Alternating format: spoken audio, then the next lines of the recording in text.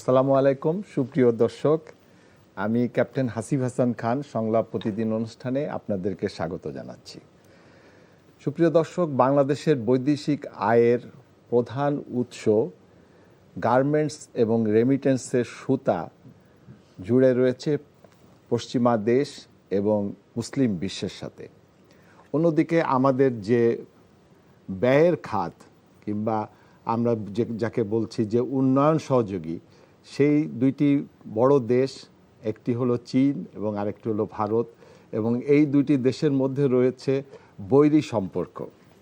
এরূপ একটি চতুর্মুখী সমীকরণের মাঝখানে আজ বাংলাদেশের প্রধানমন্ত্রী বেইজিংয়ের গ্রেট ওয়ালে চীনের প্রধানমন্ত্রীর সাথে 15টি সমঝোতা চুক্তি স্বাক্ষর করেছেন। চীনের ঠিক কাছে আমাদের ঋণের বোঝা দিন দিন বেড়ে চলেছে এবং এই ঋণের বোঝাকে মোকাবেলা করতে হলে আমাদের যেটা প্রয়োজন সেটা হলো আমাদের জ্বালানি সম্পদ। আমাদের জ্বালানি সম্পদ হতে পারে এই বিষয়ের সামাল দেওয়ার সবথেকে মোক্ষম বিষয়। এই বিষয়গুলো নিয়ে আমরা আজকে আলোচনা করার জন্য আমরা আমাদের স্টুডিওতে দুইজন অত্যন্ত গুণী ব্যক্তিকে আমন্ত্রণ জানিয়েছি। আমাদের সাথে রয়েছেন বাংলাদেশের জ্বালানি এবং খনিজ বিশেষজ্ঞ অধ্যাপক বদরুল ইমাম, এবং আরও রয়েছেন সাবেক সেনা কর্মকর্তা, নিরাপত্তা বিশ্লেষক, লেখক এবং ডিফেন্স জার্নালের প্রধান সম্পাদক আবু রুস্ত। আপনাদের দুজনকে এনটিভিতে স্বাগত জানাচ্ছি। আবু রুস্ত, আমি প্রথমে আপনার কাছে জানতে চাই যে আমাদের নতুন সরকার আসার পরে আমাদের এই সরকারের সামনে তিনটা রাষ্ট্রের, যেমন আমি বলেছি যে আমাদের উন্নয়ন সহযোগী চীন এবং ভারত, এবং আমরা যাদের কাছ থেকে আয় করি মালয়েশিয়া, এরকম তিনটা দেশ আমাদেরকে আমন্ত্রণ জানিয়েছিলেন প্রধানমন্ত্রীকে তাদেরকে সফর করার জন্য। আমাদের প্রধানমন্ত্রী বেছে নিয়েছিলেন প্রথমে মালয়েশিয়া এবং ওখান থেকে পরবর্তীকালে উনি চীনে গেছেন। তো যখন এই সিদ্ধান্তটা পাকাপাকি হলো তখন আমরা দেখলাম হঠাৎ করেই এই শনিবার ছুটির দিন তিনটি হেভিওয়েট দেশ, যেরকম মার্কিন যুক্তরাষ্ট্র, জাপান এবং যুক্তরাজ্য, এরকম তিনটা দেশের বাংলাদেশের রাষ্ট্রদূতরা ছুটির দিনে মন্ত্রণালয়ে যেয়ে পররাষ্ট্রমন্ত্রীর সাথে দেখা করলেন এবং অনেকটা রসিকতা করে বললেন মার্কিন রাষ্ট্রদূত যে আমরা অস্ট্রেলিয়ার কাছ থেকে ফুটবল খেলায় জিতেছি, সুতরাং আমরা আপনাদের সাপোর্ট নেওয়ার জন্য এসেছি, কিন্তু আমেরিকার টিমকে সাপোর্ট করলে লং টার্মে আপনারা উপকৃত হবেন। এই বিষয়টা আপনাকে একটু বুঝতে চেষ্টা করছি। এটা কাকতালীয় ব্যাপার। আমাদের পররাষ্ট্রমন্ত্রী এবং পররাষ্ট্র উপদেষ্টা তারা দেশে ছিলেন না এবং অন্যান্য বিষয় নিয়ে খুব ব্যস্ত ছিলেন। তো এর মধ্যে মালয়েশিয়া এবং চীন সফরের বিষয়গুলো সামনে আসে, অত্যন্ত ব্যস্ততার মধ্যে তাদেরকে যেতে হয়। আমি যতটুকু খবর নিয়েছি যে এই সাক্ষাৎকারগুলো তারা আগের থেকেই চাচ্ছিলেন, যেহেতু বিদেশ সফরে ছিলেন এবং অন্যান্য কাজে ব্যস্ত ছিলেন, এর জন্য শনিবার দিন এই সাক্ষাৎকারগুলো দেওয়া হয়। এখন মার্কিন রাষ্ট্রদূত ক্রিস্টেনসন, উনি আগে বাংলাদেশে পলিটিক্যাল কাউন্সিলর ছিলেন এই দূতাবাসে, তো উনি বাংলাদেশকে খুব ভালোভাবেই চিনেন। তো উনি রসিকতা করতেও পছন্দ করেন এবং মার্কিনিরা ফান করতে পছন্দ করে। তো এই ফুটবল খেলা নিয়ে যেটা বলেছেন সেটা হচ্ছে একটা প্রতীকী অর্থ।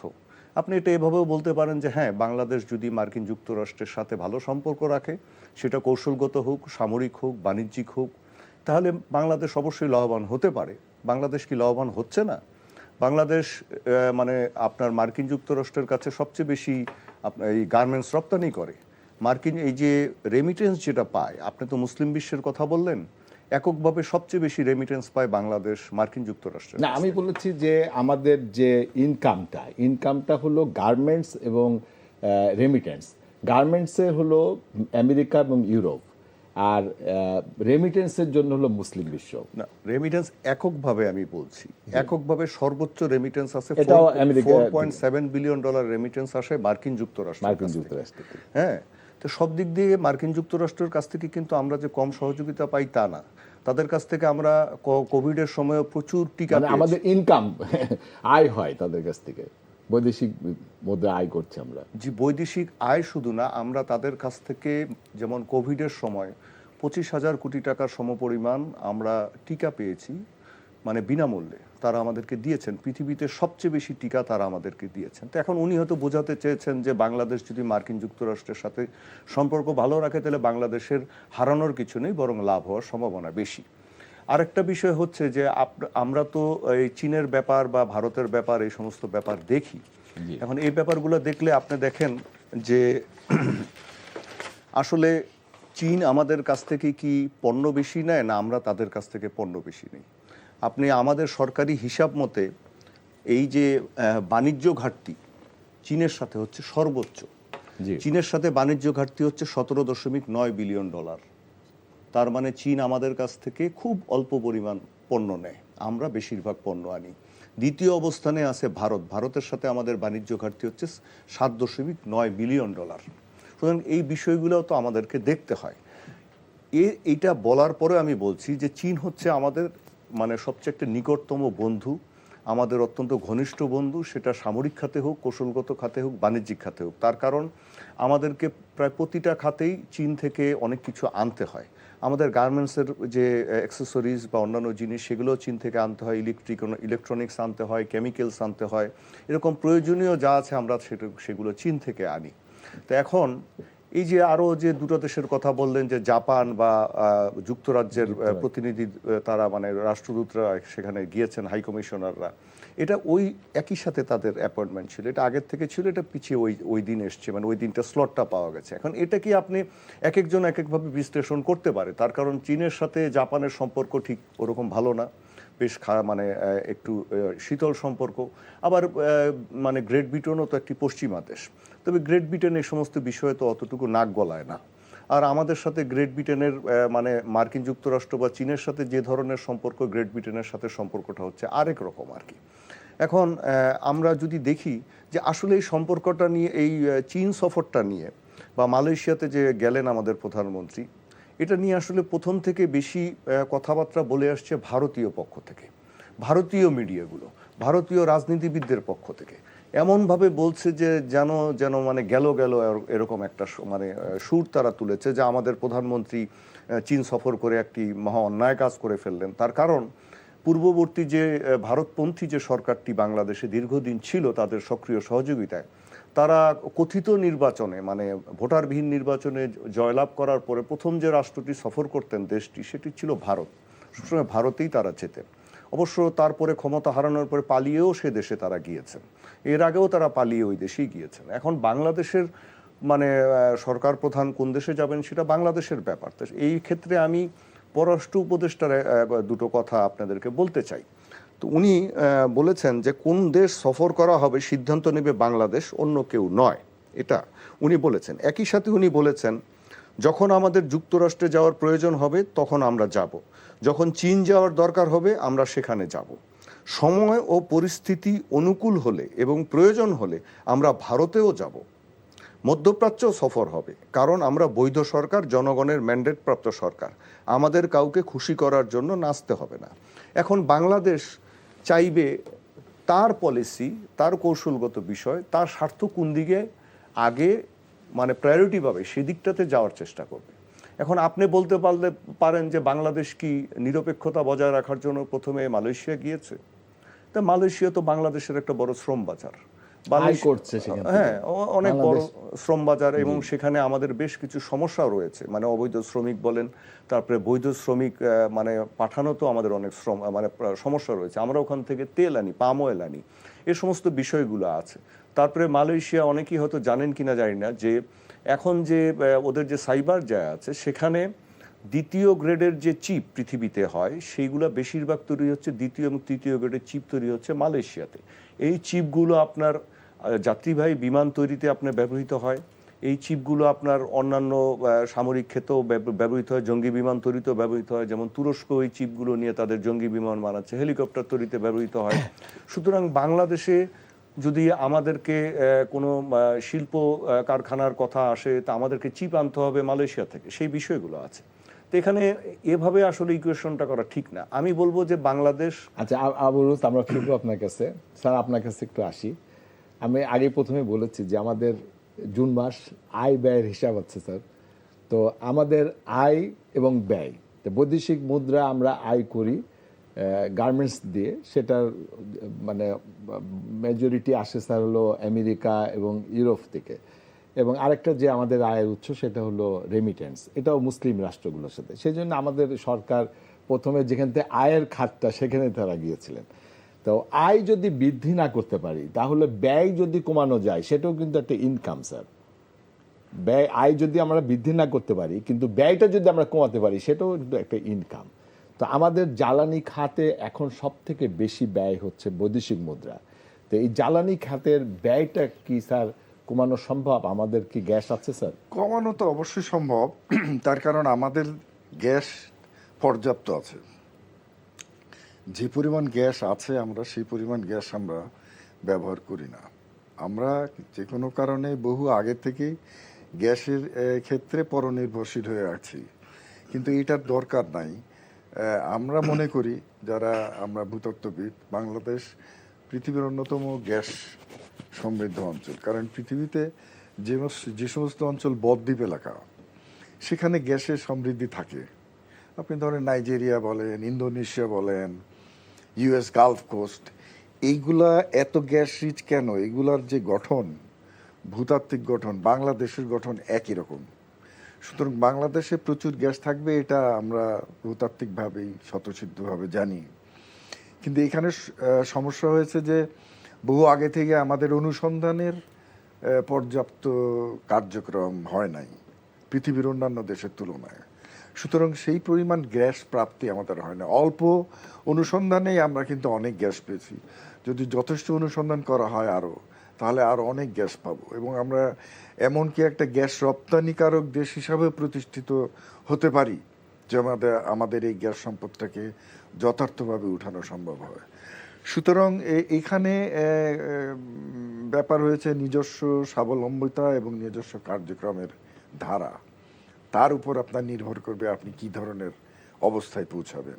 তো বাংলাদেশের অবস্থানটা এখন কিছুটা নেগেটিভ হলেও এটার পজিটিভ দিকে যাওয়ার আপনার একটা সুযোগ আছে, কিন্তু বাংলাদেশকে জানতে হবে, বুঝতে হবে নীতি নির্ধারণে যারা আছেন যে নিজের দেশের গ্যাসের সম্পদের উপর আছে কিনা স্যার। স্যার আপনি কি বলতে পারেন আমাদের এই গ্যাসটা কত সালে প্রথম আমরা পেয়েছিলাম যে আমাদের গ্যাসটা স্যার? আমাদের গ্যাস তো অনেক আগে পাওয়া হয়েছিল। আপনার ধরেন 30 দশকে আমাদের এই গ্যাস পাওয়া গেছিল, বা তারও আগে প্রথমত যে গ্যাসটা পাওয়া যায়। কিন্তু 50s-এর দিকে গ্যাস ক্ষেত্রগুলো বড় আকারে আবিষ্কৃত হয়। ওই শেল অয়েল কোম্পানি যখন পাকিস্তান সেই সময় 60, 65, 67 এই সময় আসে, শেল অয়েল কোম্পানি তাদের বড় একটা ড্রাইভ নেয় এই এলাকায় এবং তখন কিন্তু একের পর এক এই গ্যাস ক্ষেত্রগুলো আবিষ্কার করে। 5-7টা বড় বড় গ্যাস ক্ষেত্র, যেমন তিতাস, শশীদপুর, হবিগঞ্জ, কৈলাসটিলা, এগুলো কিন্তু ওয়ার্ল্ড ক্লাস গ্যাস ফিল্ড। সেই আমল থেকে এগুলো চলে আসছে, এখনও এগুলা ভালো রকমের মজুদ ধারণ করে। তো এগুলা আবিষ্কার করার মাধ্যমে শেল অয়েল কোম্পানি কিন্তু প্রমাণ করেছিল যে বাংলাদেশ একটা খুবই গ্যাস রিচ কান্ট্রি। আপনি এক জায়গায় বলেছেন স্যার যে আমরা তেল অনুসন্ধান করি না, কিন্তু তেল আমাদের অনুসন্ধান করে। আমাদেরকে কি কিন্তু তেল পাওয়ার সম্ভাবনা আছে স্যার? তেলের সম্ভাবনা যে নাই তা না, তেলের সম্ভাবনা আছে। তবে কারণ তেল গ্যাস একই ধরনের জিনিস, তো তো যেখানে তেল থাকে, গ্যাস থাকে, সেখানে তেল থাকবে। তবে এখানে একটা কথা আছে যে তেল গ্যাস তৈরি হওয়ার একটা ডিফারেন্স আছে, যে যে জিনিসটা থেকে তৈরি হয় সেইটার ভেদাভেদ অনুযায়ী কোনো জায়গায় গ্যাস বেশি থাকে, কোনো জায়গায় তেল বেশি থাকে, বুঝলেন না? যেমন সামুদ্রিক প্রাণী যখন মাটির তলে যায় তাদের যে ভগ্নাংশ, এইগুলো থেকে তেল হয় বেশি। আর উদ্ভিদ যে সমস্ত, সেগুলো মাটির তলে গেলে ওখান থেকে গ্যাস হয়। তো বাংলাদেশের তো বদ্বীপ এলাকাতে উদ্ভিদ জাতীয় গ্যাসগুলো জমা হয় বেশি, ফলে বাংলাদেশের তেলের চেয়ে গ্যাসের আধিক্য অনেক বেশি। তো সেই হিসাবে আমাদের গ্যাস রিচনেসটা আমরা দেখতেও পাই এবং আমরা আরও গ্যাস পাবো বলে আশা করি। তো তার সাথে তেলও থাকবে, তবে অবশ্যই তেলের ওরকম আধিক্য থাকবে না। স্যার এই সরকার, বর্তমান বিএনপি সরকার দুইটা কাজ করেছে স্যার।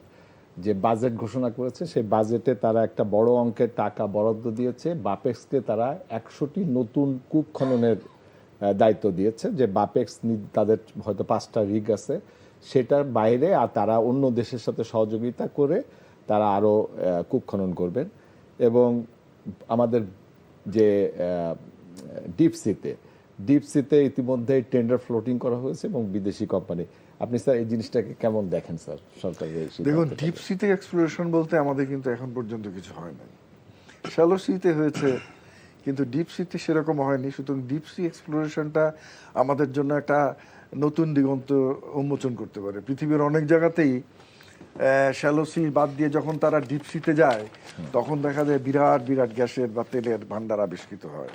তো আমরা যেহেতু এখানে যাইনি, সুতরাং এটা আননোন রয়ে গেছে।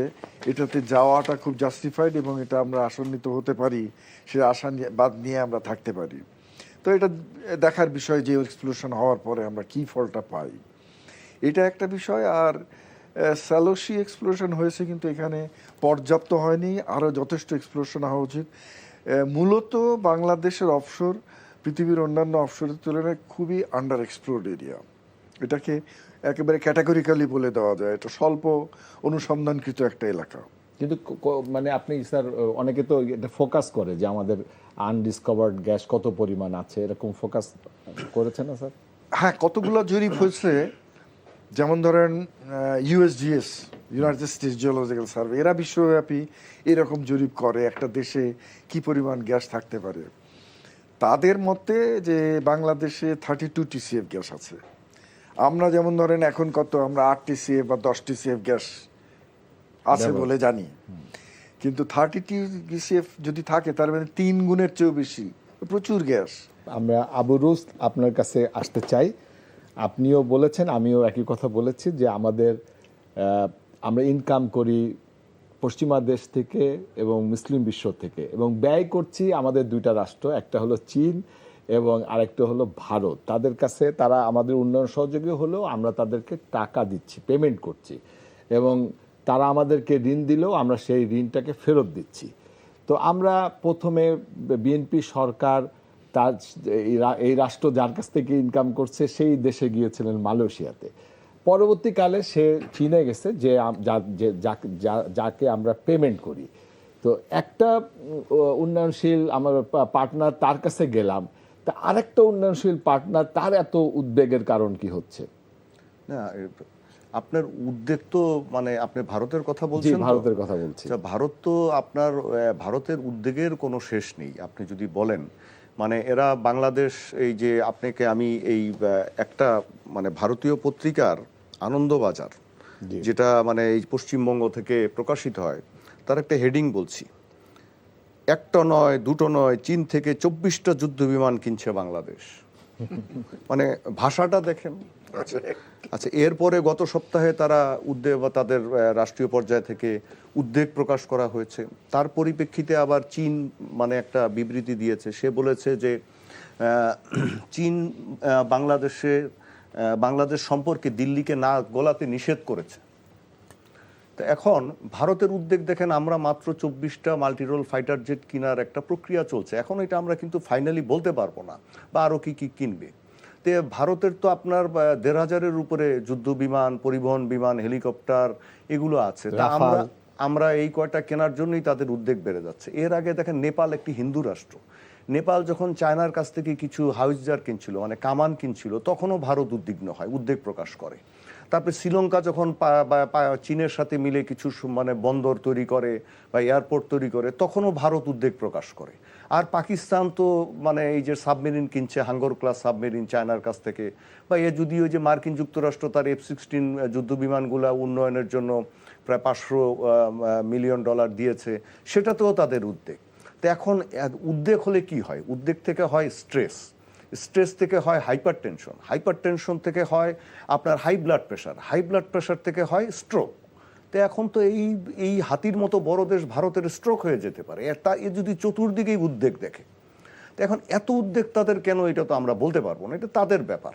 কিন্তু তাদের চারপাশে যত দেশ আছে, এই মানে সম্প্রতি আপনার একটা রিপোর্ট এসছে এরকমভাবে যে ভারত তার চারপাশের সব দেশগুলো কি চীন বা মানে মার্কিন মুখাপেক্ষী করে তুলছে।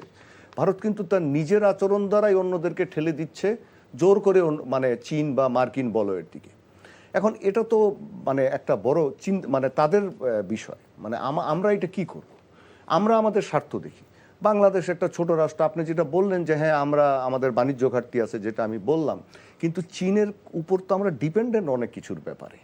আপনার 1975 সালের 15ই আগস্টের পর চীন বাংলাদেশকে স্বীকৃতি দেয় একমাত্র, তারপরে কিন্তু 31শে আগস্ট স্বীকৃতি দেয়। 4 অক্টোবর 1975 সালে দুই দেশের মধ্যে কূটনৈতিক সম্পর্ক স্থাপিত হয়। জেনারেল জিয়াউর রহমান 1977 সালে চীন সফর করেন, তারপরে সফর করেন 1980 সালে। আচ্ছা, এখন এই 77 সালে সফর করার পর সে সময়ে আপনার চীনের সাথে বাণিজ্যিক এবং তার থেকে বেশি হচ্ছে কৌশলগত এবং সামরিক খাতের সম্পর্কটা সূচিত হয়। মজার ব্যাপার হচ্ছে, দেখেন, বাণিজ্য তো তখন চীনের সাথে অত বেশি ছিল না। সে সময় চীনের মাথাপিছু আয় ছিল মাত্র $186, আর বাংলাদেশের ছিল $131। আর আজকে 2026 সালে চীনের মাথাপিছু আয় হচ্ছে $14,730, আর বাংলাদেশের $2,911। তাহলে এখন বাণিজ্যটা অনেক বেশি। আমরা পদ্মা ব্রিজ বলেন বা অন্যান্য প্রকল্প বড়, এগুলো আমরা চীনের সহায়তায় করেছি, সেটা ঋণ নিয়ে হোক বা যেভাবে হোক। আপনি এই যে আনোয়ারায় যে চীনের শিল্প পার্কটা খুলছে, তো হয়তো এখানে আমাদের বিনিয়োগ আসবে। আরেকটা কাজ এই সরকার করেছেন, যেটা এই যে এই চীন সফরের সময় প্রধানমন্ত্রী ঘোষণা করেছেন যে চীনে আপনার বাংলাদেশের একটা বিনিয়োগ কার্যালয় খোলা হবে, যাতে চীনের ব্যবসায়ীরা বা বিনিয়োগকারীরা ওখানে গিয়ে ওয়ান স্টপ সার্ভিস পান, যে বাংলাদেশে কোন কোন খাতে বিনিয়োগ করা যায়। আমরা কিন্তু এমন কোনো পরিবেশ এখনো নিশ্চিত করতে পারিনি যে চীনারা বাংলাদেশে এসে ওইভাবে বিনিয়োগ করবে। কিন্তু চীনারা কিন্তু অনেক কিছু বাংলাদেশে বিনিয়োগ করতে চায়, ছোট ছোট শিল্প কারখানা, মাঝারি আকারের শিল্প কারখানায় বিনিয়োগ করতে চায়। তা নাহলে আনোয়ারাতে যাচ্ছে কেন? নীলফামারীতে তারা একটা ইপিজেড করেছে এবং সেখান থেকে অনেক কিছু তৈরি করে তারা রপ্তানি করছে। তাদেরকে আমাদের সেই সুযোগটা দিতে হবে। এখন সবচেয়ে বড় প্রশ্ন হচ্ছে যে বাংলাদেশ 3 দিকে ভারত ঘেরা, বা বাংলাদেশ এমন একটা অবস্থায় আছে, আপনি পুশিনের ব্যাপার দেখেছেন, বাংলাদেশের আরও নিরাপত্তার সংকট আপনি দেখেছেন। আপনিও সেনাবাহিনীতে ছিলেন, আমিও ছিলাম। বাংলাদেশ এই যে পার্বত্য চট্টগ্রামে যুদ্ধ করেছে 24 বছর, সেই বিচ্ছিন্নতাবাদীরা কোন দেশের সহযোগিতায় আমাদের সশস্ত্র বাহিনীর বিরুদ্ধে যুদ্ধ করেছে তাও আপনি জানেন। তার মানেটা কি? তাহলে বাংলাদেশের নিরাপত্তার ছত্রছায়া লাগবে। তার নিরাপত্তার ছত্রছায়া লাগলে আমরা অস্ত্র আনতে হবে, আমাদেরকে কৌশলগত আমাদেরকে একটা সিকিউরিটি মানে আমব্রেলার নিচে আসতে হবে। তো এগুলো আমরা পাবো কোথা থেকে? চীন হচ্ছে একটা অন্যতম মানে আপনার কন্টেন্ডার এটাতে। তার কারণ তারা আমাদেরকে, সেই বললাম তো আপনাকে, যে 77-76 সাল থেকে আমাদেরকে সামরিক সহায়তা দিয়ে আসছে। যুদ্ধ বিমান বলেন, আমাদের ফ্রিগেট বলেন, মিসাইল বোর্ড, টর্পেডো বোর্ড, আমাদের করভেট, আমাদের কি তারা দেয়নি, ট্যাঙ্ক, সব কিছুই তারা আমাদেরকে দিয়েছে, খুব কম মূল্যে দিয়েছে, সহসা দিয়েছে। তো এখন আমরা আবার কিছু হয়তো ওদের কাছ থেকে চাইতে পারি, আনতে পারি। তো এটা নিয়ে ভারতের উদ্বিগ্ন হওয়ার, আমি বলবো তারা উদ্বিগ্ন, তো বললাম যে নেপালের জন্য উদ্বিগ্ন হয়, বাংলাদেশের জন্য উদ্বিগ্ন হলে আমরা কি করব? তো সে স্ট্রোক করে বসে থাকুক, তা আমরা আমাদের কাজ করব। আমরা মিনিমাম ডেটারেন্স, মানে ক্ষমতার ভারসাম্য যেটা দরকার আমাদের এই এলাকায়, সে ক্ষমতার ভারসাম্য বাংলাদেশের দরকার। কয়েকদিন আগে কি আমাদের সেনাপ্রধান জেনারেল ওয়াকার তো বলেছিলেন যে আমাদের যদি মাল্টি রোল ফাইটার মানে থাকতো, জঙ্গি বিমান থাকতো, তাহলে হয়তো রোহিঙ্গারা আমাদের দেশে আসতে পারতো না, বা আসতে আমরা দিতাম না, মায়ানমারকে আমরা রুখে দিতে পারতাম। তাহলে আপনি চিন্তা করেন, আমাদের থার্ড জেনারেশন সেই পুরোনো আমলের কিছু জঙ্গি বিমান আছে, তা আমাদের তো এটা দরকার। এখন 24টা বিমানই যদি তাদের এরকম হাইপার টেনশন শুরু হয়ে যায়, সেটা তো আমরা দায়ী নই এর জন্য। তা আমাদেরকে আমাদের দিক দেখতে হবে। এখন বাংলাদেশে যেটা মানে প্রধানমন্ত্রী তারেক রহমান যেটা করেছেন, সেটা হচ্ছেন যে বাংলাদেশে হয়তো চীনের বিনিয়োগগুলো উনি বাড়াতে চাচ্ছেন, ব্যবসা বান্ধব পরিবেশ সৃষ্টি করতে চাচ্ছেন।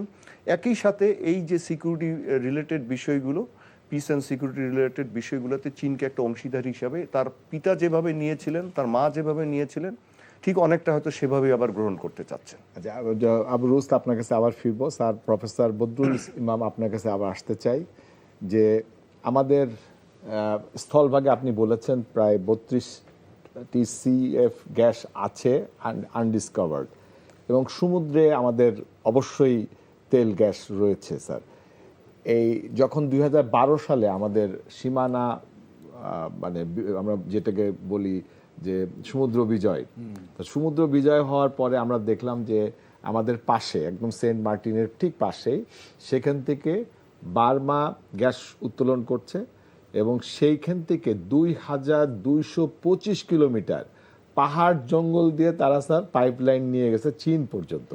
তো চীন যে এত বড় একটা ইনভেস্টমেন্ট করেছে, মানে বিপুল পরিমাণ গ্যাস এখানে আছে। আবার এইদিকে যে আপনার ভারত গ্যাস উঠাচ্ছে, তেলও পাচ্ছে স্যার।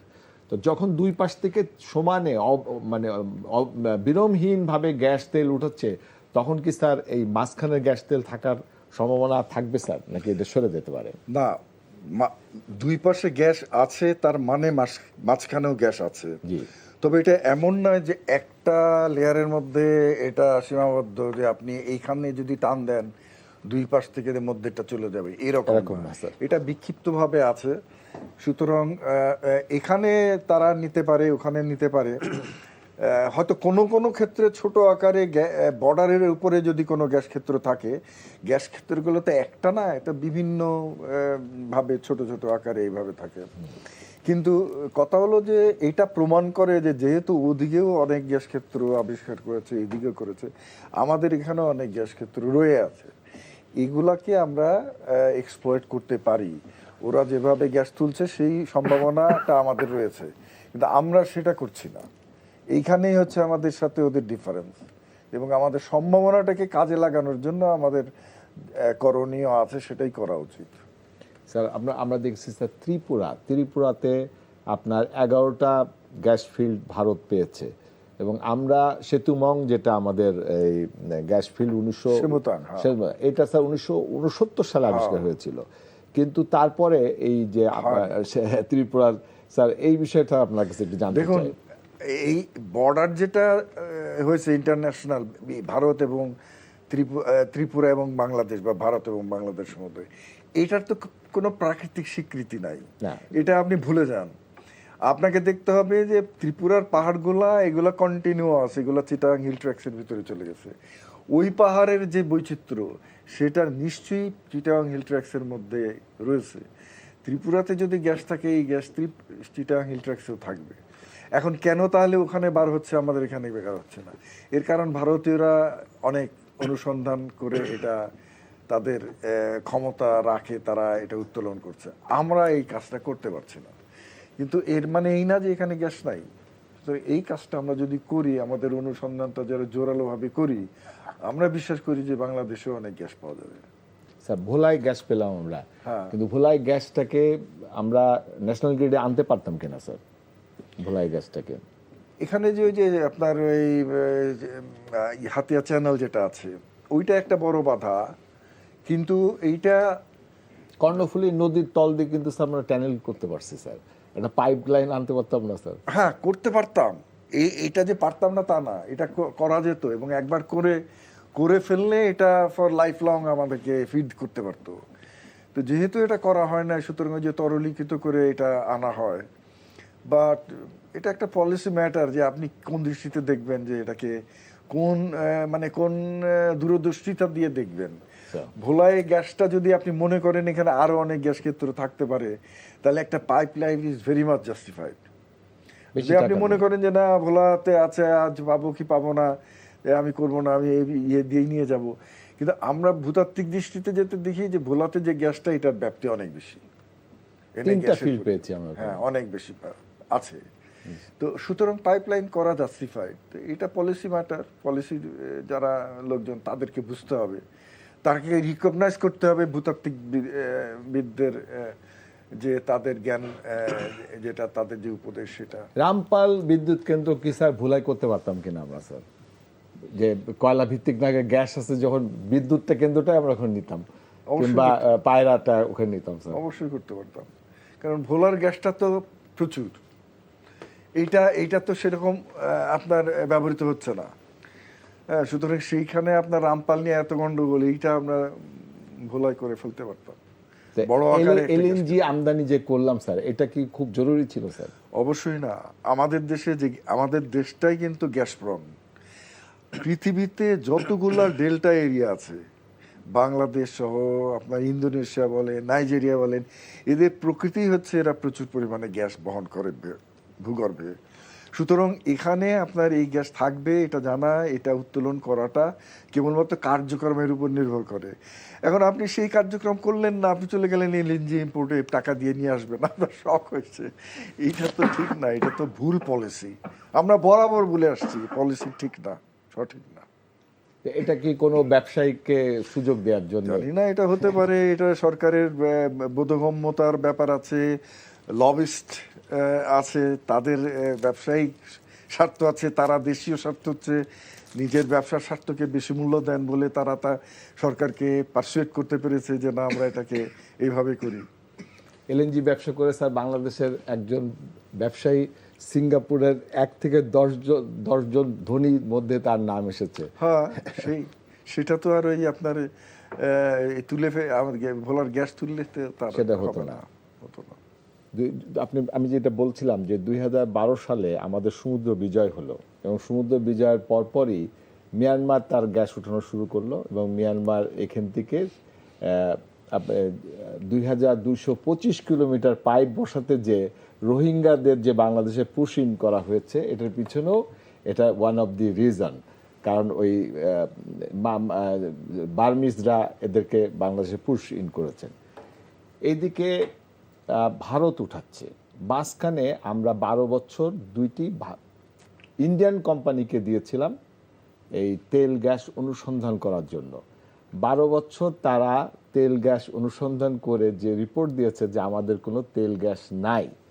আপনি কি বলবেন? তো উনি তো উত্তরটা দিয়ে দিয়েছেন যে আমাদের কত 32 টিসিএফ থাকার না, সম্ভাবনা। 32 টিসিএফ হলো, স্যার বলেছে যে আমাদের ইসে আছে যে স্থলভাগে আছে, তো সমুদ্র এবং সমুদ্র মিলে আছে। এখন এই ভারতীয়রা 10 বছর, মনে হয় 12 না 10 বছর আর কি, ওই সময় বাংলাদেশ থেকে শেভরন মার্কিন কোম্পানি এটা চলে যেতে বাধ্য হয়েছিল। আচ্ছা, আর আপনার রাশিয়ান কোম্পানিকেও কিছু সুবিধা দেওয়া হয়েছিল। তো এটা হচ্ছে আওয়ামী লীগের ন্যাচারাল অ্যালাই ভারত এবং রাশিয়া। এখন তারা তাদের কাজ করে দিয়ে গেছে। এখন আবার এই সরকার আসার পর এই আপনার শেভরনের সাথে আবার আলাপ চলছে। শেভরনের সিইও সম্ভবত বাংলাদেশে এসেছিলেন, প্রধানমন্ত্রীর সাথে দেখা করেছেন এবং আরও কিছু কোম্পানি এখানে আসবে। মায়ানমারের সম্প্রতি মানে অনেক পরিমাণ এই গ্যাস আবিষ্কৃত হয়েছে। যদিও মায়ানমারের অবস্থা স্থিতিশীল নয়, মায়ানমারের প্রায় 60% এলাকা সরকারের নিয়ন্ত্রণে নেই। এই যে আরাকান এলাকা থেকে শুরু করে আপনার মিজোরাম পর্যন্ত যে এলাকা, তারপরে অন্যান্য বহু জায়গায় তাদের নিয়ন্ত্রণে নেই, সরকারের নিয়ন্ত্রণে নেই। এবং আমাদের সীমান্তের পাশের রাখাইন এলাকাটা পুরোটাই তাদের হাতছাড়া হয়ে গেছে। সেখানে এই যে স্বাধীনতাকামী আরাকান আর্মি, এর উপরে আপনার চীন আর্মি, এরা দখল করে বসে আছে। এখন তারপরেও দেখা যাচ্ছে যে এই সমুদ্র এলাকা থেকে মায়ানমারের একদম চীনের কুনমিং পর্যন্ত যে গ্যাস পাইপলাইনটা, সেটা কিন্তু এখনও চলছে, ওটার উপরে কেউ হামলা করেনি। তো এটা কিছু হয়তো চীন আন্ডারহ্যান্ড ডিল করেছে এদের সাথে, আরাকান আর্মির সাথে, এবং সেটাই হয়নি। এবং চীনের যে ডিপসি পোর্টটা আছে সেটাও কিন্তু ক্ষতিগ্রস্ত করেনি এখনো। ওটা যদিও কার্যকর না, এখনো উৎপাদনে যায়নি বা কিছু কাজ শুরু করেনি। এখন বাংলাদেশের এখানে আমরা কেন পারছি না, আপনার বারবার এরকম আমরা পিছিয়ে যাচ্ছি, এটা হচ্ছে যে একটা কথা উনি বলেছেন, সেটা হচ্ছে যে ক্ষমতার বিষয়টা, যে ভারতের ক্ষমতা আছে। উনি যে ত্রিপুরার ব্যাপারে বলছিলেন যে আমাদের সেই ক্ষমতাটা নেই, সোজা হিসাব আমাদের ক্ষমতা নেই। আমরা হচ্ছে ছোট একটা দেশ, তারপরে আমরা সব কিছুতেই একটা দেখা যায় যে আমাদের কিছু মিডিয়া বলেন, কিছু বুদ্ধিভিত্তিক শ্রেণী বলেন, আমি আমাদের সাংবাদিকরাও বলেন, এমন কিছু আবহ তৈরি করেন যে আমাদের কিছুই নেই, আমরা হচ্ছে একটা খুব দুর্বল রাষ্ট্র এরকম। তো ঠিক আছে, আমি যদি ধরিও আমি দুর্বল, তাহলে আপনি দুর্বল হলে কি করবেন? আপনি একটা শক্তিশালী বন্ধুকে পাশে নিবেন। আপনার যদি ব্যবসা করতে যেরকম বাবাকে ডেকে আনে, হ্যাঁ, আপনার যদি ব্যবসা করতে ধরেন 100 টাকা দরকার, আপনার কাছে 20 টাকা আছে, তা আপনি 80 টাকা যার কাছে আছে তার সাথে আপনি সখ্যতা করবেন, তাকে পার্টনার নেবেন। এখন তাহলে বাংলাদেশের এই ক্ষমতাটা যেভাবে হোক বাড়াতে হবে, আপনি যদি ভবিষ্যৎকে বাংলাদেশকে বাঁচাতে চান। এটা সিকিউরিটির ক্ষেত্রেও প্রযোজ্য, এই খনিজ সম্পদ আহরণের ক্ষেত্রেও প্রযোজ্য। ধরেন আমি সেই ছোটবেলা থেকে, শিশুকাল থেকে শুনছি চুনাপাথর আছে জয়পুরহাটে, আমি জীবনে দেখলাম না এটা কোথায়। আমি রিপোর্ট করতে মধ্যপাড়া কঠিন শিলা প্রকল্পে গিয়েছি, বড়পুকুরিয়া কয়লা খনিতে গিয়েছি, এইগুলা কি একটা অবস্থা, ছেঁড়া ভাড়া অবস্থা, এরকম অবস্থা আছে। তারপরে তো আমরা আরো কয়লা তুলতেই পারলাম না, অথচ আমরা ভারত থেকে কয়লা আমদানি করি, অন্য দেশ থেকেও কয়লা আমদানি করি। তাহলে আমাদের বন্ধু লাগবে, আমাদের একজন পার্টনার লাগবে। তাহলে এই পার্টনারটা কী হতে পারে? আপনার ক্ষমতা বাড়াতেই হবে। এখানে ওই যে কথায় কথায় আমাদের দেশে হাইপ তোলে, হুজুগ তোলে, দেশ বিক্রি হয়ে গেল। যখনই আমরা একটা শক্তিশালী কোনো রাষ্ট্রের সাথে পার্টনারশিপ বা সিকিউরিটি কোনো এগ্রিমেন্টে যেতে চাই, নিরাপত্তা ছত্রছায়ায় যেতে চাই, তখনই একটা হাইপ তোলে। তা আপনি যদি ওর কাছ থেকে সুবিধা নেন, ও আপনার কাছ থেকে কিছু সুবিধা নিবে। It's a two way traffic. পৃথিবীর সব কিছুই টু ওয়ে ট্রাফিক। ভারত কি আমাদেরকে বিনা পয়সায় সব পণ্য দেয়? আমরা তো ভারতের কাছ থেকে সব কিছু কিনি। এই যে কথায় কথায় বলে আমাদেরকে পেঁয়াজ দেয়, চাল দেয়, তা আমরা তো পয়সা দিয়ে কিনি। ওটাও টু ওয়ে ট্রাফিক। ও আমার কাছ থেকে পয়সা নিয়ে দেয়, বরং ও আমার কাছ থেকে রেমিটেন্স নেয়, আমি তার কাছ থেকে 1 পয়সা রেমিটেন্স পাই না। তাহলে আমি যদি মার্কিন যুক্তরাষ্ট্রের ছত্রছায়া, নিরাপত্তা ছত্রছায়া নেই, অসুবিধা কি? আমি যদি চীনের ছত্রছায়া নেই, তাহলে অসুবিধাটা কি? আমাকে নিতে হবে, এই যে ক্ষমতাটা বৃদ্ধি করতে হবে। আপনি একটা ইমাজিনারি একটা জিনিস চিন্তা করেন, যে আপনি যদি কোনো একটা মার্কিন কোম্পানি এবং ওখানে নিরাপত্তা ছত্রছায়া আছে, বা একটা চীনা কোম্পানি যদি কাজ করছে, তাহলে কি আমাদের সক্ষমতাটা বাড়ে না? আমরা কি ওটা তোলার একটা দ্বার প্রান্তে যেতে পারি না? পারি তো। এখন আমাদের যদি তারা সিকিউরিটি পার্টনার হয়, তাহলে কিন্তু এটা আমাদের জন্য আরও সহজ হয়ে দাঁড়ায়। আমরা কিন্তু দেখেছি আমাদের ইতিহাসে, যখনই আমরা এ ধরনের কোনো কিছু সরকার ধরেন কিছু করতে চাচ্ছে, এই প্রতিবেশী বা অন্যরা এটা টের পায় করে কি বাংলাদেশে একটা হুজুগ তুলে, এই যে দেশ বিক্রি হয়ে গেল, সেন্ট মার্টিন বিক্রি হয়ে গেল। আমি আমার স্কুলে পড়ার সময় থেকে 72 সাল থেকে 73 সাল থেকে শুনছি সেন্ট মার্টিন বিক্রি হয়ে গেল। সেন্ট মার্টিন একটা প্রবাল দ্বীপ। হ্যাঁ, আপনি যে কোনো একজন নেভি অফিসারকে জিজ্ঞেস করে দেখতে পারেন, ওখানে বড় কোনো ঘাঁটি তৈরি করা সম্ভব না। এখানে ফরওয়ার্ড সার্ভেলেন্স বেস তৈরি করা যেতে পারে, ইন্টেলিজেন্স বেস তৈরি করা যেতে পারে, কিন্তু এরকম বড় সামরিক ঘাঁটি করা সম্ভব না। কিন্তু যদি আপনি ক্রমাগতভাবে লোন নিতে থাকেন, তাহলে লোন যদি শোধ না করতে পারেন, তাহলে তো তারা সেন্ট মার্টিন আপনার কাছে নিয়েই নিতে পারে। আপনি যদি তার কাছ থেকে সিকিউরিটি, আমি লোনের কথা বলছি না, আপনি তাকে যদি তাদের কোম্পানিকে যদি আপনি দেন, তাহলে আপনি যদি এমনি কোনো সিকিউরিটি পার্টনারশিপে যান, তাহলে আপনার ক্ষতিটা কি? পৃথিবীর কোন দেশ চায় না? আপনি যার সাথে আমার ব্যবসা আছে, আমাদের গার্মেন্টস আমরা রপ্তানি করি, আমি সেটাই বলছি। আমি বলছি তো এমন কোনো দেশের সাথে যাওয়ার ব্যাপারে বলছি না। আপনি ধরেন টেকনোলজি এইগুলো তোলার ক্ষেত্রে সবচেয়ে পৃথিবীতে বেস্ট কে? মার্কিন যুক্তরাষ্ট্র। অবশ্যই। আচ্ছা, এখন আপনি বার্মা এক যে বাস্তবায়ন হচ্ছে, এই যে আরাকানে যেগুলো হচ্ছে, বা আপনার বার্মাতে ব্রেভ বার্মা এক যেটা বাস্তবায়ন হচ্ছে, আমাদের দেশে এটা নিয়ে খুব কম কথা বলা হয়। এটা কারা বাস্তবায়ন করছে? মার্কিন যুক্তরাষ্ট্র। আপনি প্যাসিফিক যে আপনার এলাকাটা নিয়ন্ত্রণ করছে কে? মার্কিন যুক্তরাষ্ট্র। আপনি চীন এখন আপনার তেল আনছে মার্কিন যুক্তরাষ্ট্র থেকে, ভেনেজুয়েলার তেল ওখানে রিফাইন্ড হচ্ছে, ওখান থেকে আনছে। তো এগুলো আপনি হুজুগ তুলে তো আপনি পারবেন না। আপনি তার সাথে সিকিউরিটি এগ্রিমেন্টে যেতে হবে। সে আপনাকে অস্ত্র দিবে, সহায়তা করবে, আপনি তাকে কিছু দিবেন। চীনের ক্ষেত্রেও তাই। আপনি চীন যদি আপনার সেখানে আমাদের কাছে কিছু সহযোগিতা চায়, কিছু জিনিস চায়, আমাদেরকে দিতে হবে। আমরা তার কাছ থেকে আরও সুবিধা নিব, সেটা করতে তারা রাজি আছে। কিন্তু আমরা করি কি? কোনো দিকেই যাব না। তা কোনো দিকে না গেলে, এই যে উনি বললেন আমার সেই ক্ষমতাটা নেই, তা আপনি ক্ষমতাটা একলা একলা পাবেন কোথায়? আপনার তো টেকনোলজিও নেই, আপনার সেই সামরিক সক্ষমতাও নেই, আপনার সেই যে জিওগ্রাফি, আপনার যেটা, এটাকে টাইরানি অফ জিওগ্রাফি বলে, আপনার যে মানে বহু রাজনৈতিক অবস্থানটাও ওই রকম। তাহলে আপনি করবেন কি? আপনি বসে থাকেন। এখন আরেক দিকে ভারতের উদ্বেগ বাড়ছে, তখন আপনার উদ্বেগ লো প্রেশারে চলে যাবে, আপনি লো প্রেশারে রুগী হয়ে যাবেন। তো এটা বাংলাদেশের লোকের ব্যাপার। আপনি কি হাইপ বা গুজবের দিকে থাকবেন, না বাস্তবতার দিকে থাকবেন? আপনার টেকনোলজি দিয়ে এটা তুলতে হবে। আপনি যদি এরকম করে ওই যে ইন্ডিয়ান জিনিস মানে কোম্পানিকে দিয়ে 10 বছর নষ্ট করতে চান, করান, তাহলে আপনার দেশ বিক্রি হলো না। এখন আপনি যদি একটা চীনা বা মার্কিন কোম্পানি বা ব্রিটিশ কোম্পানিকে দিয়ে করে বলেন দেশ বিক্রি হয়ে গেল, করেন। আপনি যদি মনে করেন যে দেশ বিক্রি হয়ে গেছে, ওটা নিয়ে খুশি থাকেন। কারণ সব কিছু যদি এই দৃষ্টিতে দেখা হয়, তাহলে বাস্তবভিত্তিক কোনো সমাধান তো আপনি পাবেন না। আপনি মনে রাখবেন যে এই জ্বালানি উত্তোলন, এইটার সাথে সিকিউরিটি ওতপ্রোতভাবে জড়িত। জ্বালানির জন্য যুদ্ধ হয় পৃথিবীতে। আমরা স্যার কুয়েতের যুদ্ধ দেখেছি, যে কুয়েতে যখন তেল উঠাচ্ছিল, ইরাকের সাদ্দাম হোসেন বলল যে কুয়েত যেখান থেকে তেল উঠাচ্ছে, মাটির তল থেকে আমাদের দেশের তেল ওখানে চলে যাচ্ছে, এবং সে কুয়েত আক্রমণ করেছিল। স্যার আপনার কাছে একটু আসি, যে আপনি বলেছেন যে অবশ্যই আমাদের গ্যাস এবং তেলও থাকার সম্ভাবনা রয়েছে। তো আপনি ভূতত্ত্ববিদ, আমাদের কি আর কোনো মিনারেল আছে কিনা স্যার? আমাদের মূলত গ্যাসটাই আমাদের সবচেয়ে বেশি আছে। তবে অন্য মিনারেলের মধ্যে আমাদের ধরেন ভারী মণিক বলে একটা জিনিস আছে আপনার হেভি মিনারেলস বলে যেটাতে, সেটার মধ্যে অনেকগুলা খুব মূল্যবান এলিমেন্ট থাকে। মোনাজাইট একটা আছে, তেজস্ক্রিয় মিনারেল, যেটা খুবই মূল্যবান। জি। আপনার মানে রেডিও অ্যাক্টিভ মিনারেল দিয়ে তো অ্যাটম বোমা বানানো যায়। সুতরাং এই মোনাজাইটটা ইভেন এই কক্সবাজারের যে সি বিচে হাঁটলে আপনি দেখবেন যে কালো কালো কতগুলো প্যাচেস, বালির প্যাচ আছে, এর ভিতরে যে হেভি মিনারেলগুলো আছে তার মধ্যেও মোনাজাইট আছে। সুতরাং এই মোনাজাইটের মতো মিনারেল ছাড়াও এই হেভি মিনারেল যেগুলা, ভারী মণিক যেগুলা, সেগুলো খুব মূল্যবান। সুতরাং সেই হিসাবে আমাদের এই বালি রিসোর্সের মধ্যেও অনেক মূল্যবান রিসোর্স আছে, কিন্তু সেগুলো এক্সপ্লয়েট করার জন্য যে আপনার উদ্যোগ এবং টেকনোলজি, সেটা আমরা ইউজ করি না। আমাদের এগুলো পড়ে আছে বহুদিন ধরে।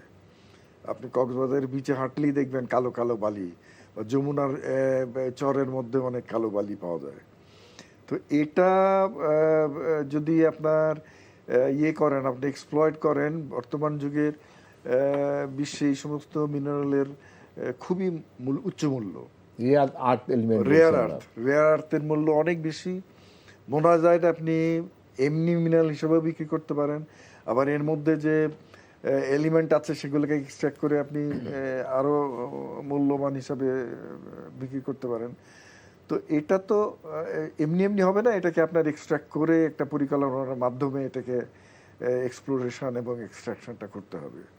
সেই কাজটা আমাদের এবার যখন স্যার আমাদের প্রধানমন্ত্রী তারেক রহমান চীন সফর করছেন, উনি সেখানে একটা এমও সাইন করেছেন যে চীনের সাথে মিলে আমরা আমাদের খনিজ সম্পদ কি আছে সেটা অনুসন্ধানের আমরা একটা, এই সিদ্ধান্তকে আপনি কি মনে করেন একটা ভূতত্ত্ববিদ হিসাবে? আমার তো মনে হয় চীনের যে এক্সপার্টিস, বিশেষ করে খনিবিদ্যায়, সেটা তো যথেষ্ট। এবং চীন আমাদের অন্যান্য সহযোগী পার্টনার হিসাবে তো আছেই। সুতরাং এখানে চীনের সহযোগিতা নেওয়ার ব্যাপারে তো কোনো আপত্তি থাকা উচিত না।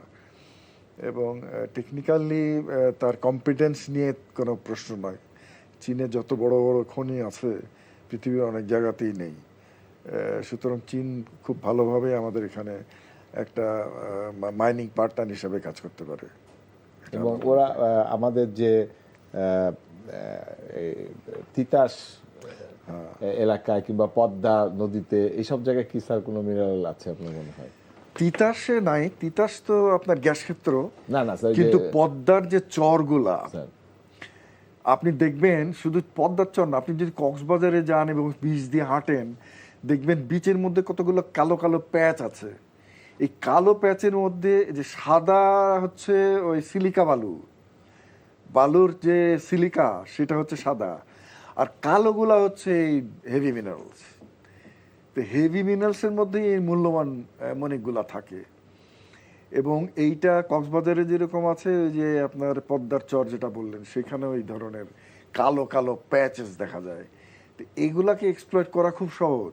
এটা আপনার খুব একটা মাটির গভীরে আপনার খনন করতে হবে না। উপর থেকে আপনি 5-10-15 মিটার পর্যন্ত আপনি এটা প্রচুর বালু উত্তোলন করে আপনি খনন করলেন, এটা আবার অটোমেটিক্যালি ভরাট হয়ে যাবে প্রাকৃতিকভাবেই। সুতরাং খনন প্রক্রিয়াটাও খুব সহজ। তো এটা আমাদের একটা সৌভাগ্য যে এই সম্পদটা আমরা এইভাবে পেয়ে আছি, কিন্তু দুর্ভাগ্য যে আমরা এটাকে ব্যবহার করি না, উত্তোলন করি না। এর কারণ কি স্যার? আমাদের ভূতত্ত্ববিদরা কি স্যার এটাকে তুলে ধরতে পারেন নাই নাকি স্যার? দেখুন, আমাদের দেশে খনির খনন করা এবং খনন কার্যে সরকারি বলেন বেসরকারি বলেন কোনো ক্ষেত্রেই কিন্তু ওই রকম পারদর্শিতা আমরা অর্জন দেখতে পাই না। এর কারণ হচ্ছে যে ট্রেডিশনালি আমরা কৃষিকাজ যেমন আমাদের একেবারে মজ্জাগত, খনন কাজটা ঠিক বিপরীত। আমরা খনন কাজে একেবারে অপারদর্শী।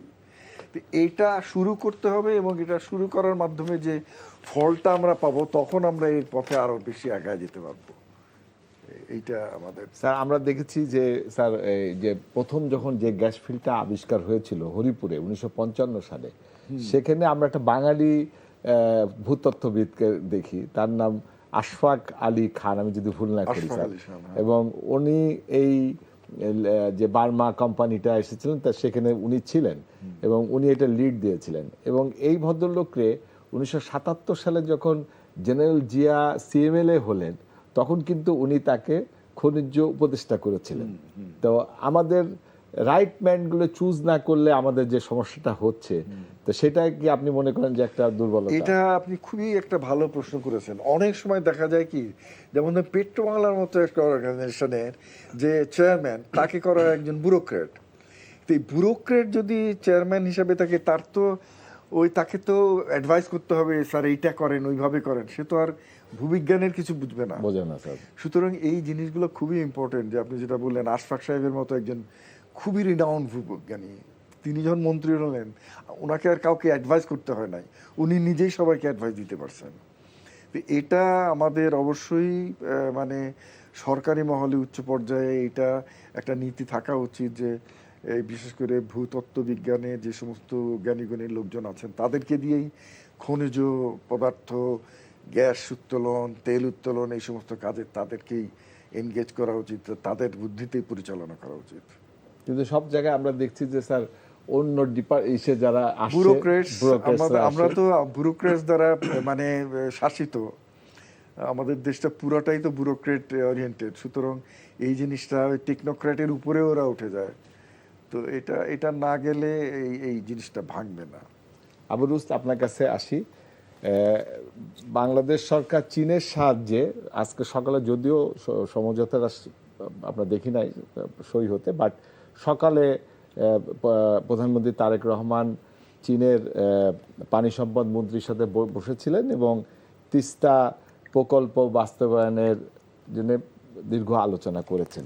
তো তিস্তা প্রকল্প যদি আমরা চীনের সাহায্যে করি, কারণ চীনের technology is better then others, তাহলে ভারত নাখোশ হচ্ছে কেন? কারণ তাদেরকে তো আমরা দিয়েছিলাম যে তিস্তা তারা ইনভেস্ট করুক, তারা তো করে নাই।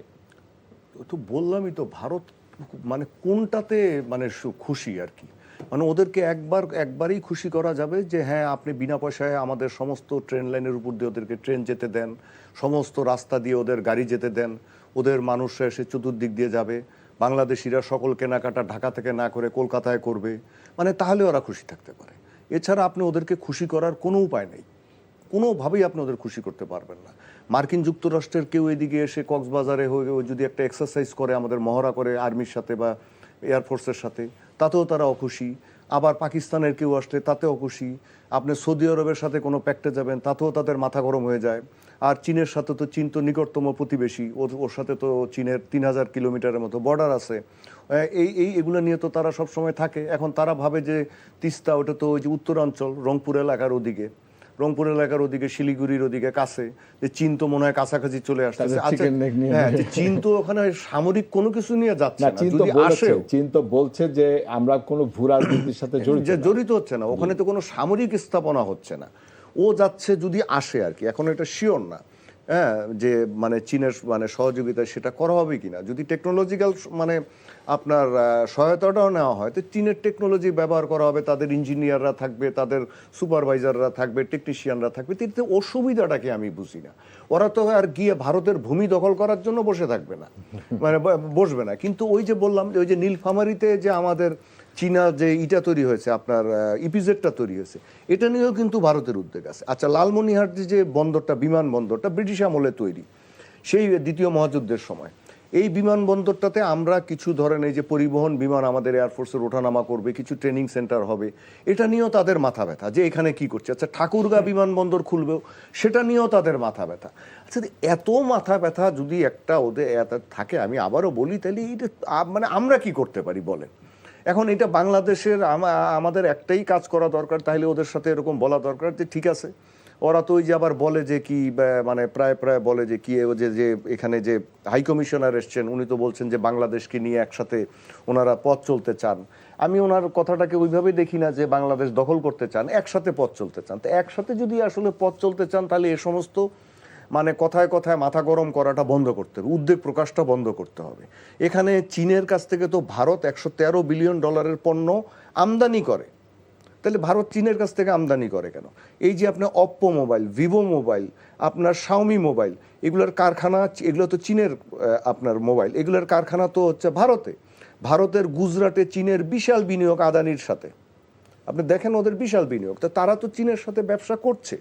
হ্যাঁ, তাদের সাথে সামরিক ক্ষেত্রে কিছু কৌশলগত ক্ষেত্রে বৈরিতা থাকতেই পারে, বৈরিতা কার সাথে কার নেই আপনি পৃথিবীতে, তাই বলে কি কেউ ব্যবসা বন্ধ করে? আমেরিকার সাথে চীনের অনেক কিছুই আছে, কিন্তু চীনের $600 বিলিয়ন পণ্য মার্কিন যুক্তরাষ্ট্র মানে আমদানি করে। তো এটা নিয়ে তো কোনো কিছু হয় না।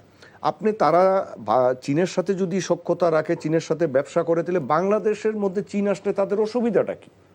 আমরা তো বলছি না, এই কথাটা তো বাংলাদেশ কি কখনো ওপেনলি বলেছে রাষ্ট্রগতভাবে? হ্যাঁ, যে আমরা চীনের এখানে সশস্ত্র বাহিনী নিয়ে আসবো, চীনের জঙ্গি বিমান থাকবে, চীনের পারমাণবিক বোমা থাকবে, আমরা তো এগুলো বলিনি কখনো, এবং এটা আমরা চাইও না। কোনো সভ্য দেশে আমরা স্যার, ইউরোপের সভ্য দেশে যখন আমরা একটা বর্ডার পার হই তখন আমরা বুঝতেই পারি না যে বর্ডার পার হয়ে গেছে। আর এরা আমাদের চতুর্দিকে তার কাটার বেড়া দিয়েছে এবং সাপ, কুমির এইগুলো ছেড়ে দেওয়ার মানে আমার কি মনে হয় জানেন, যে ওরা আসলে এত বড় একটা দেশ, মানে ওরা যদি হাতির মতো বড় হয়, বাংলাদেশ পাশে একটা বিড়ালের মতো ছোট একটা প্রাণী দেশ আর কি।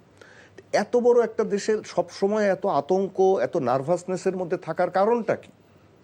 তাকে তো আসলে এই এলাকাটায় আরো একটা মানে আপনার স্নেহশীল বড় ভাইয়ের ভূমিকা তার পালন করা দরকার। আপনি এত দূর ইউরোপে যান কেন?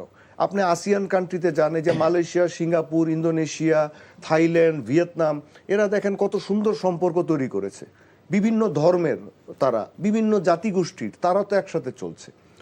আপনি বলবেন যে না আমরা উগ্রতা দেখাচ্ছি, আমাদের বাংলাদেশ সরকার কখনো উগ্রতা দেখায় না। কিছু লোক উগ্রতা দেখাতে পারে, সেটা সব দেশেই থাকে, সব দেশেই থাকে। হ্যাঁ, এখন তাহলে প্রশ্নটা হচ্ছে যে ভারতের পাশের কোন দেশটার সাথে ওর সম্পর্ক এরকম আছে? আপনি এই যে নেপালের সাথে চীনের বর্ডার আছে, ওখানে কিছু আপনার ট্রেড হয়, আপনার বাণিজ্য হয়, আপনি ওখানে কিছু চীনার পর্যটক আসে, সেটা নিয়েও ভারতের উদ্বেগ। তাহলে চলবে কি? আমাদের কাজকে শেষ করতে হবে স্যার। আপনি সিনিয়র সিটিজেন আমাদের দেশের, আপনি ভূতত্ত্ববিদ, এই দেশটা থাকবে, আমরা চলে যাব। তো একজন সিনিয়র নাগরিক হিসাবে, এবং আপনি আমরা দেখছি যে জ্বালানি খাতে আমাদের সম্পদ আছে, কিন্তু আমরা উত্তোলন করছি না এই কিছু রাজনৈতিক কারণে। আপনি সরকারকে কি বলবেন স্যার? দেখুন, এই প্রশ্নটা কিন্তু খুবই ইম্পর্টেন্ট প্রশ্ন করেছেন, যে আমাদের দেশের যে গঠন, আমাদের যে ভূপ্রকৃতি, এইটা পৃথিবীর বড় বড় জ্বালানি সমৃদ্ধ এলাকার সমগোত্রীয়।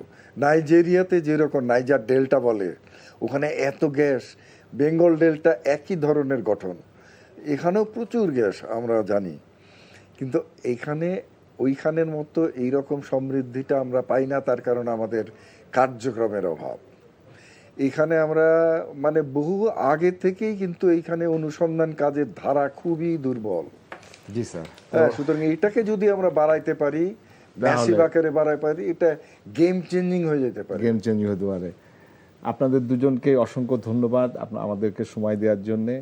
সুপ্রিয় দর্শক, আপনারা শুনছিলেন আমাদের দুজন অত্যন্ত গুণী ব্যক্তি, বিশেষ করে স্যার আমাদের সিনিয়র সিটিজেন ভূতত্ত্ববিদ, এবং আমাদের বাংলাদেশ ঢাকা বিশ্ববিদ্যালয়ে উনি অনারি অধ্যাপক।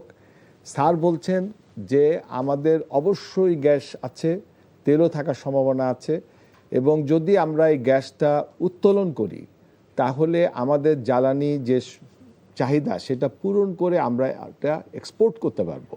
এবং যদি আমরা এটাকে এক্সপোর্ট করতে পারি তাহলে আজকে যে আমরা বাইরের দেশকে কাছ থেকে লোন নিচ্ছি, ধার করছি এবং দেনা হচ্ছি, এবং আমাদের নতুন প্রজন্মকে দেনাগ্রস্ত করে দিয়ে যাচ্ছি, সেটার থেকে আমরা হয়তো পরিত্রাণ পেতে পারি।